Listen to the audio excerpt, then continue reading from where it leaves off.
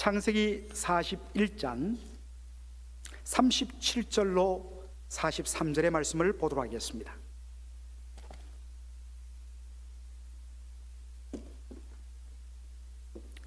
창세기 41장 37절로 43절.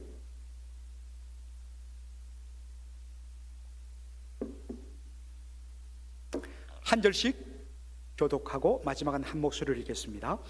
바로와 그 모든 신하가 이 일을 좋게 여긴지라.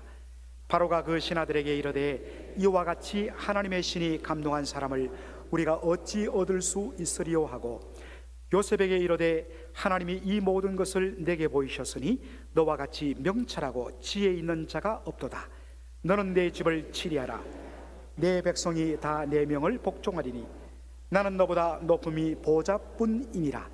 바로가 또 요셉에게 이르되 내가 너로 애굽 온 땅을 총리하게 하노라 하고, 자기의 인장 반지를 베어 요셉의 손에 끼우고 그에게 세마포 옷을 입히고 금사슬을 목에 걸고 다 같이요 자기에게 있는 버금 수레에 그를 태우매 무리가 그 앞에서 소리 지르기를 엎드리라 하더라. 바로가 그로 애굽 전국을 총리하게 하였더라. 아멘. 오늘 저는 꿈이 이루어질 때까지라는 제목으로 요셉의 이야기 두 번째 시간을 갖기를 원합니다. 어느 날 애굽의 바로 왕이 꿈을 꾸게 되었습니다. 사실 저 같은 경우에는 1년에 잘하면 한 번 혹은 두 번 정도 꿈을 꿀까 그렇게 합니다. 학자들에 의하면 꿈은 꾸는데 대부분 기억을 못한다고 하지요. 제가 그런 경우입니다. 저는 거의 꿈을 꾸지 않는 편입니다. 기억을 하지 못하는 편입니다. 제 아내는 하루에도 정말 몇 가지의 꿈을 그렇게 꾸고, 정말 이 꿈을 영화로 만들면 얼마나 좀 멋있을까 할 정도로 그런 꿈들을 많이 꾼다고 이야기를 합니다. 제 아내가 아이를 가졌을 때에 이상하게도 저희 부부는 소위 말하는 태몽을 꾼 적이 없는데, 주위에 있는 분들이 목사님 가정에 태몽을 제가 꾸게 되었습니다 라고 이야기하면서 다들 과일이 보이느니 고추가 보이느니 이번에는 아들이에요, 아들. 그렇게 얘기했는데 다 쏘갔어요. 그런데 그 쏘은 것이 더 좋습니다. 그래서 하나님 복 중에 이렇게 내 딸을 선물로 받았는데요. 어느 날 바로 왕이 꿈을 꾸게 됐는데 연속으로 두 번, 그것도 아주 이상한 꿈을 꾸게 됩니다. 여러분이 잘 아시는 대로 첫 번째는 꿈을 꾸게 되었는데 나일 강가에서 아주 살찌고 포동포동한 암소 7마리가 풀을 뜯고 있는데 갑자기 아주 흉측하고 바짝 마른 그런 7소가 나타나서 그 살찐 7암소를 삼켜버리는 겁니다. 화들짝 놀랐습니다. 땀을 닦고 다시 잠을 청하는데 이번에는 아주 충실한 그런 7이삭을 바짝 말라버린 7이삭이 꿀꺽 삼키는 꿈을 꾸게 된 것입니다. 꿈에서 깨어난 바로가 이건 특별한 메시지를 갖고 있는데 그 뜻을 알지 못했습니다. 그래서 그 다음날 애굽의 모든 술사들과 그리고 박사들을 다 불러 모았습니다. 꿈 이야기를 냈습니다. 이 꿈의 의미가 무엇인지 풀어보라. 그런데 단 한 사람도 이 꿈의 의미를 정확하게 말하지 못하는 것입니다. 바로 그 순간에 왕 옆에 왕을 모시고 있던 술 맡은 관원장이 왕에게 이렇게 고백을 합니다. 왕이여, 제가 몇 년 전에 왕에게 큰 잘못을 범해서 제가 보디발의 집에 있는 감옥에 갇힌 적이 있죠. 그렇지.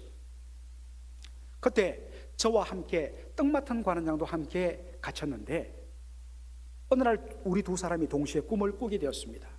근데 꿈 내용이 하도 이상해서 고민하고 있는데 거기에 갇히던 한 히브리 청년이 저희들의 꿈 이야기를 듣더니 그대로 해몽했습니다. 그런데 그 꿈이 그대로 해몽되어서 그대로 이루어져서 저는 복직하고 그 떡 맡은 관원장은 죽임을 당했습니다. 그 이야기를 듣자마자 왕이 당장 그 청년을 데려오라고 이야기하고 있습니다. 그래서 요셉이 감옥에서 풀려나서 왕 앞에 그렇게 섰습니다. 내 꿈을 풀 수 있는 능력이 너에게 있다고 들었다 하니까 요셉이 겸손하게 말합니다. 왕이여, 꿈은 제가 해석할 능력이 없습니다. 다만 저는 하나님께서 말씀하시는 것을 말씀드릴 뿐입니다 라고 이야기하면서 그 꿈의 내용을 그렇게 풀어줍니다. 왕이여, 이 꿈은 사실 두 가지지만 한 가지 내용입니다. 7 살찌남소, 그리고 아주 충실한 7 이상이란 것은 7년간 풍년을 의미합니다. 그런데 뒤늦게 와서 7 암소를 삼켜버리고 7 충실한 이삭을 삼켜버린 이 아주 흉측한 7 소와 그리고 바짝 마른 7 이삭은 그 이후에 닥칠 7년 대흉년을 의미합니다. 얼마나 흉년이 지독하냐면 앞선 7의 풍년을 완전히 잊어버리게 만들 만큼 그렇게 어마어마한 흉년이 몰아닥칠 것이라는 내용입니다. 그럼 어떻게 해야 되느냐? 왕이여, 이렇게 하십시오. 이렇게 풍년이 들 때 헝청망청 쓰지 말고 곳곳에 곡식 창고를 짓고 그 흘러 넘치는 곡물들을 다 걷어들여서 저장하십시오.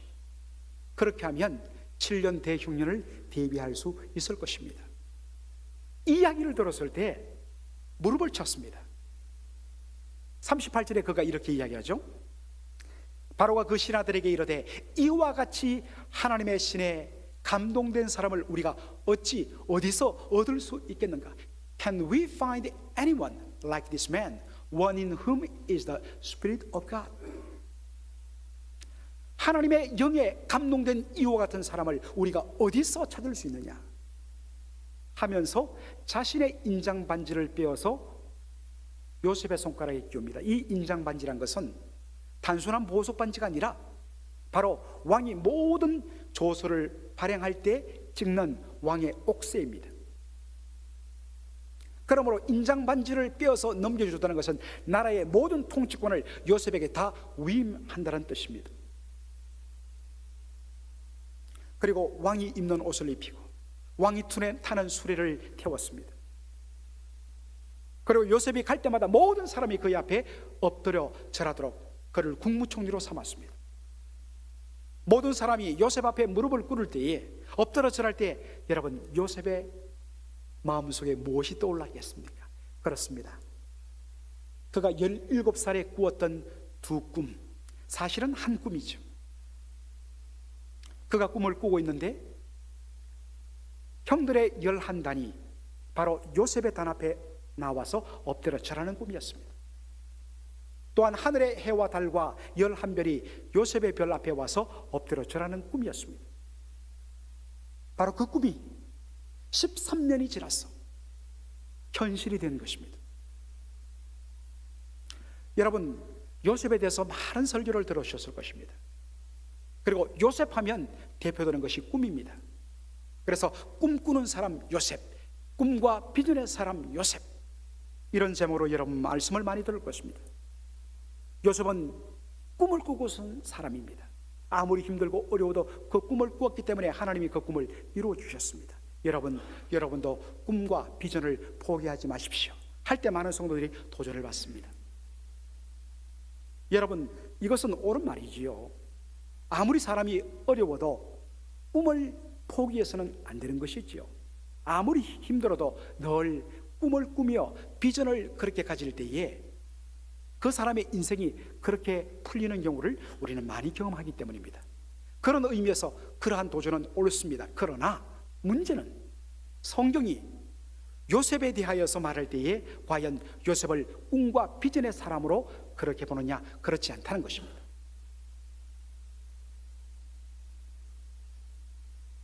하나님께서 요셉에게 그의 나이 17살 때 주셨던 꿈, 그 꿈의 의도는 무엇이었습니까? 분명 그 꿈은 그가 앞으로 높이 되고 그가 권세를 가지게 된다는 꿈이었습니다. 그런데 하나님께서 그에게 권력을 주신 것은 단순히 그가 높임받고 그가 그 힘을 마음대로 쓰는데 그렇게 쓰도록 하는 것이 아니라 바로 그 권력과 힘을 통해서 수많은 사람들의 생명을 구원하도록 하나님께서 하시는데 하나님의 의도가 있었습니다. 그리고 그것을 이루는 수단으로 주신 것이 권세였습니다.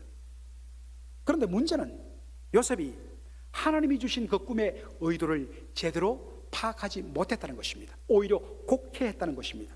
그저 자신이 높아지고 자신이 많은 권력을 가지고 자신이 많은 재물을 가지는 것, 이것 자체에만 그가 몰입이 되었습니다. 더군다나 17살짜리 요셉은 하나님이 주신 그 꿈을 감당하기에는 아직 인격적인 그릇이 준비되지 않았습니다. 그의 아버지 야곱은 12명의 아들 중에 특별히 이 요셉을 편애했습니다. 그가 가장 사랑하던 아내 라헬이 낳았던 아들이기 때문에 특별히 요셉을 편애했습니다. 그래서 편애해서 다른 자식들은 그냥 물려서 입고 그냥 허들의 옷을 입힐 때에 요셉에게는 채색 옷을 입혔다고 하죠. 여러분, 채색 옷 하니까 이제 곧 한국의 2월 중순에 설날이 다가오는데, 여러분 어린 시절에 설날에 색동저울 입고 떼떼 옷 입고 설빈 입었던 기억 났죠? 많은 사람들이 채색 옷을 그렇게 이해합니다. 그런데 이 채색 옷이란 이 말은 고대 그 당시 세계에서는 왕자나 공주만이 입는 옷을 가리킬 때 쓰는 표현입니다. 얼마나 비쌌겠습니까? 다른 자식들은 그냥 대충 옷을 입힐 때 요셉만큼은 왕자나 공주가 입는 그 찬란한 옷을 입혔습니다. 그러니 배달은 다른 배를 통해서 태어난 이 12명의 형제들 중에서 11명이 얼마나 요셉을 질시했겠습니까? 형들은 다 바깥에서 양을 치고 그리고 농사 지을 때 요셉만큼은 집안에서 편안하게 머물도록 했습니다. 아버지의 이 잘못된 편애로 이 아이가 제대로 자랄 수 있겠습니까? 눈물겨운 어려운 일을 당하는 사람들의 그 마음을 이해할 수 있겠느냐고요. 위기에 처한 사람들을 구원하기 위해서 자신의 모든 것을 던질 수 있는 그런 준비가 되어 있었겠느냐고. 아니죠. 형들이 아버지 앞에 잘못하고 실수했을 때에 그것을 아버지 앞에 아주 그렇게 고자질을 했습니다. 그러니 형들에게 얼마나 미움을 받았겠습니까? 더군다나 이런 상태에서 이 꿈을 한번 이야기한다고 생각해 보십시오. 기름을 부을 것입니다. 적어도 어느 정도 좀 갖춰진 그런 사람이라면 타이밍을 알지 않습니까? 모든 것도 때와 시가 있지 않습니까? 지금 이 이야기 했다가는 별로 좋은 이야기를 못 하겠다. 그래서 하지 말아야 할 이야기를 자기 혼자 감추면서 그것을 마음속에 품으면서 그렇게 가면 되는데, 형들의 마음에 불을 지르입니다. 형들 봐, 내가 꿈을 꿨는데 형들의 단들이 내 단 앞에서 절을 냈어. 하늘 해와 달과 11별들이 내 앞에서 무릎을 꿇고 절을 냈어. 얼마나 형들이 화가 났겠습니까? 이처럼 한마디로 요셉은 하나님의 꿈을 감당할 만한 인격적인 그릇이 되지 못했습니다. 처음부터 요셉이 꿈을 꾸고 꿈을 품고 그 꿈을 붙들면서 비전을 펼치면서 그렇게 살 인물이 되지 못했습니다. 그러니 하나님 어떻게 하시겠습니까? 이 꿈을 버리는 것이 아니라, 그 사람을 버리는 것이 아니라 하나님이 주신 그 꿈을 감당하는 존재가 되도록 낮추시고 연단하는 과정을 거치시는 것입니다. 자, 요셉을 다루시는 하나님의 손길을 우리가 시편 105편 17절 이하를 통해서 볼 수 있습니다. 우리 한 목소리로 한번 읽어볼까요? 시작. 한 사람을 앞서 보내셨으며 요셉이 종으로 팔려도다. 그 발이 착고에 상하며 그 몸이 쇠사슬에 매였으니 곧 여호와의 말씀이 응할 때까지라. 그 말씀이 저를 단련하였도다. 자, 여기 특별히 18절을 보면 그 몸이 쇠사슬에 매였다라고 되어 있습니다. 1차적으로는 몸이 쇠사슬에 매였다는 것은 종이 되어서 종살이 했다는 의미가 되겠지만, 특별히 그 몸이 쇠사슬에 매였다는 이 말을 히브리 원어로 보면 그의 영혼이 이 쇠꼬챙이에 그대로 꽉 찔려버린 그런 의미라 하는 것입니다. 쇠꼬챙이가 그의 영혼을 관통했다, 꿰뚫었다는 뜻입니다. 다시 말해서 정말 죽음의 고통을 맛봤다는 것입니다. 얼마나 종살이가 혹독했는지, 그리고 누명을 써서 감옥에서 얼마나 혹독하게 연단을 받았는지.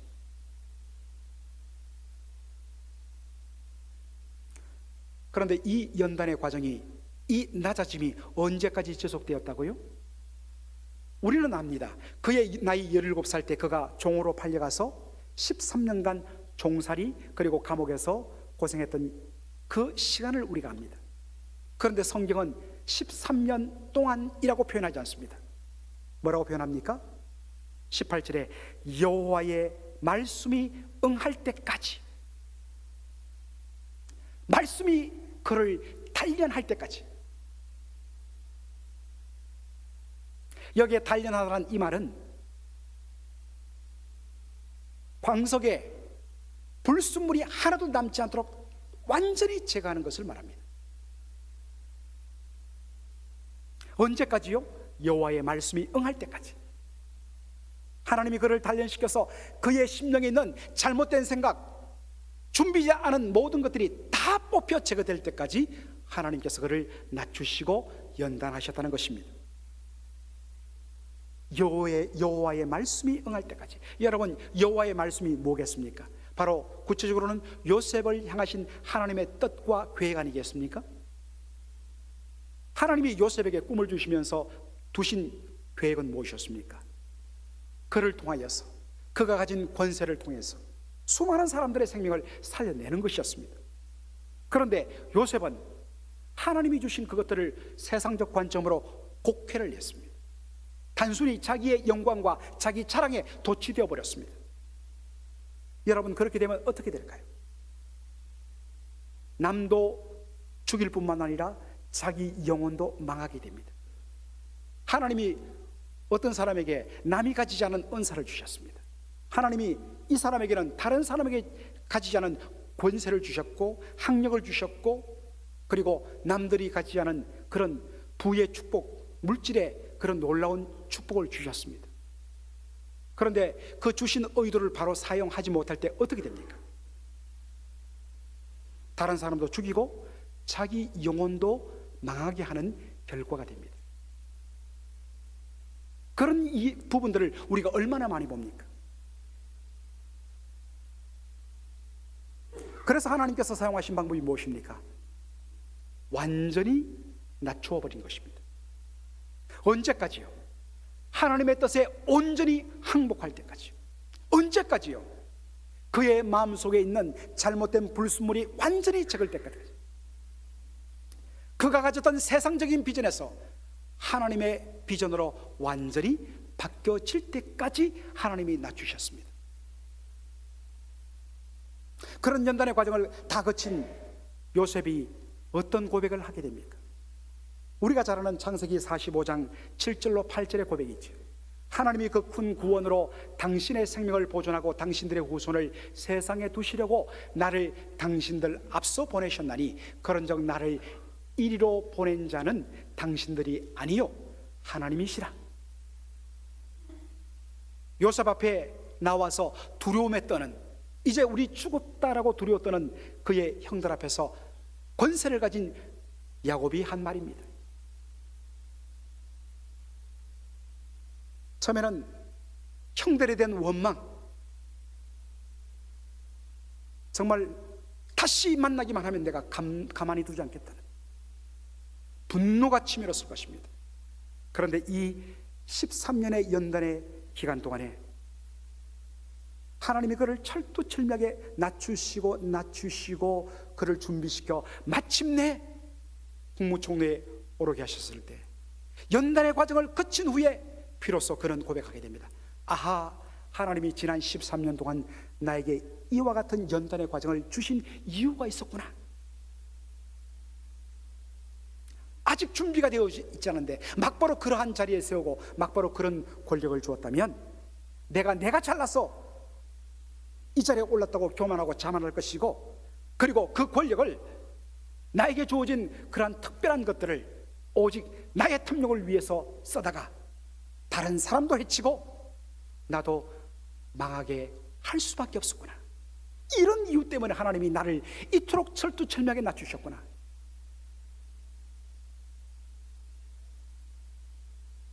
이 사실을 그가 깨닫게 되었을 때 두고 보자 했던, 만나면 가만히 두지 않고 내가 죽이고 말겠다고 생각했던, 나를 이렇게 만든 이 인간들 내가 용서하지 않겠다고 생각했던 그 형들을 보면서 뭐라고 생각합니까? 아하, 이들은 못난 나를, 정말 엉터리 같은 나를 연단시키는 하나님의 도구였구나. 믿음의 눈으로 자신의 삶이 회복되고 치유되고 새롭게 해석되어지니까, 그래서 마음의 상처가 치유되니까 그 형들을 진정으로 용납하게 되는 것입니다. 사랑하는 성도 여러분,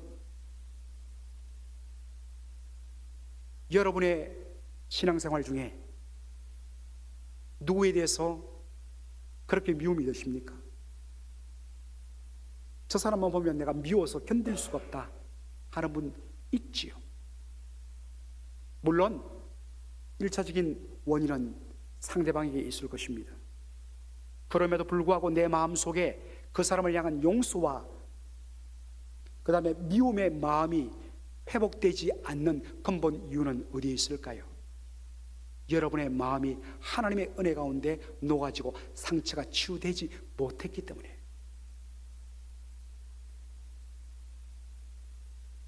믿음의 눈으로 나를 다루시는 하나님의 그 섭리의 손길들을 해석하게 될 때 내 마음속에 있던 그 쌓였던 아픔들이 눈높게 될 것이고, 상대방은 바뀌지 않았을지라도 내가 바뀌니까 받아들이고 용납하고 축복할 수 있는 것입니다.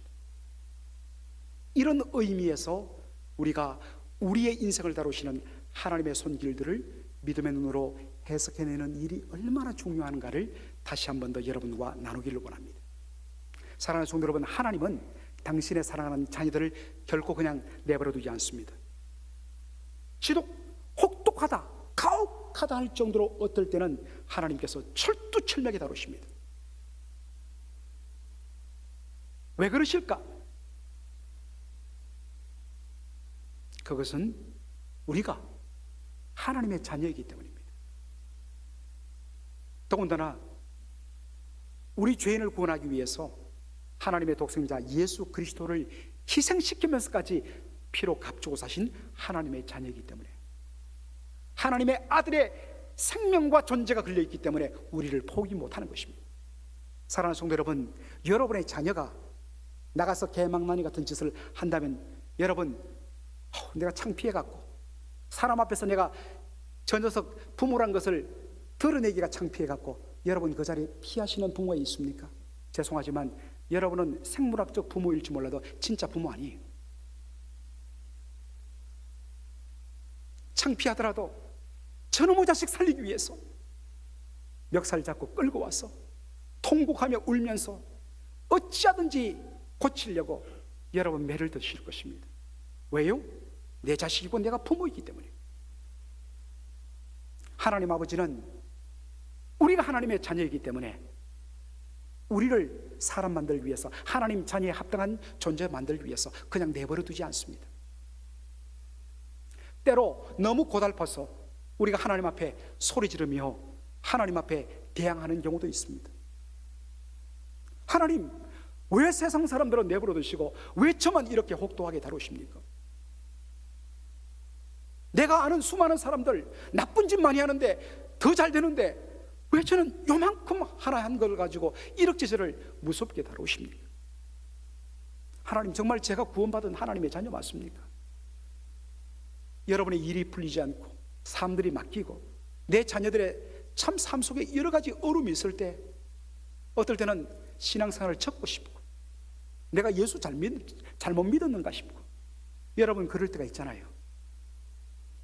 그런 탄식이 우리 안에 있다고요. 하나님 제발 좀 내버려 두세요라고 여러분 소리 지를 때가 있습니다. 그런데 여러분 아십니까? 어떤 면에서 너무 지긋지긋한 것인데 한편으로 우리가 이것을 믿음으로 다시 바라볼 필요가 있다는 것을. 왜냐하면 하나님의 심판의 독특성을 우리가 알아야 되기 때문에. 로마서 1장 28절을 여러분 한번 보시기 바랍니다. 다 같이 한번 읽겠습니다. 시작. 또한 저희가 하나님의 마음에 하나님 두기를 싫어하며 하나님께서 저희를 그 상실한 마음대로 내어 버려두사 합당치 못한 일을 하게 하셨으니. 여러분, 하나님께서 하나님을 대적하는 죄인들을, 저 못된 무리들을 심판하실 때 우리 생각에는 저놈의 자식들 벼락쳐서 죽었으면 좋겠다라고 여러분 생각하시죠? 그런데 그런 일이 잘 일어나지 않습니다. 오늘 본문에 보니까 우리 생각과 달리 하나님께서 하나님을 대적하는 악인들을 심판하시는 방법이 뭐냐? 내어버려 두심이란 것입니다. 하나님 어떻게 내어버려 두십니까? 어떻게 그냥 내버려 두십니까? 우리는 할 수 있는데 이게 가장 무서운 심판이란 겁니다. 여러분, 무관심이 얼마나 무서운 심판인지 모릅니다. 차라리 미워한다는 것은 역설적으로 그 마음속에 아직도 한 가닥 희망이 있다는 뜻입니다. 그래서 여러분들, 누가 여러분에게 눈을 째려보면 아, 저 사람 나를 향한 사랑이 있구나, 이렇게 여러분 긍정적으로 받아들이세요.